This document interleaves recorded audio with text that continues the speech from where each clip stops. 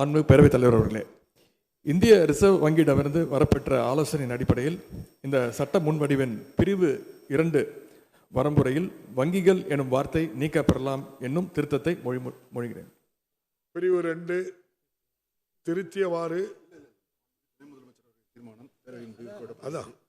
அதுதான் பிரிவு 2 திருத்தியவாறு பேரவையின் முடிவுக்கு விடப்படுகிறது. ஏற்போர் ஆம் என்க, மறுப்போர் இல்லை என்க, ஏற்போரை அதிகம் என்று கருதுகிறேன். ஏற்போரை அதிகம். தீர்மானம் திருத்தங்கள் ஏற்கப்படுகிறது. பிரிவு 2 திருத்தியவாறு ஏற்கப்படுகிறது.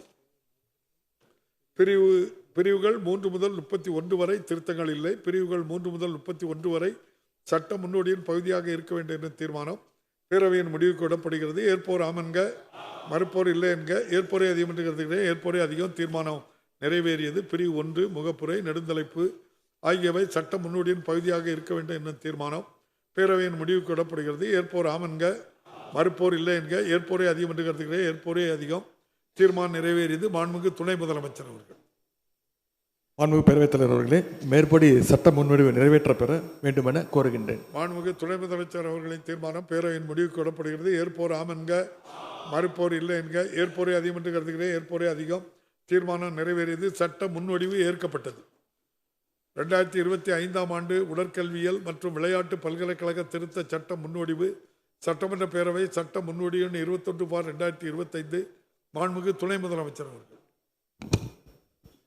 மாண்புமிகு பேரவைத் தலைவர் அவர்களே, 2025 ஆண்டு தமிழ்நாடு உடற்கல்வியியல் மற்றும் விளையாட்டு பல்கலைக்கழக திருத்த சட்ட முன்வடிவை அறிமுகம் செய்ய அனுமதி கோருகின்றேன். இன்று சட்டமன்ற கூட்டத்தொடரின் இறுதி நாளில் பல்வேறு முக்கிய மசோதாக்கள் நிறைவேற்றப்படக்கூடிய தருணம். அந்த வகையில் கடன்களை வலுக்கட்டாயமாக வசூலித்தால் 5 ஆண்டுகள் சிறை தண்டனை உள்ளிட்ட மசோதாக்கள் நிறைவேற்றப்படும். உடற்கல்வியியல் திருத்த சட்ட மசோதாவும் தற்போது கொண்டுவரப்பட்டிருக்கிறது.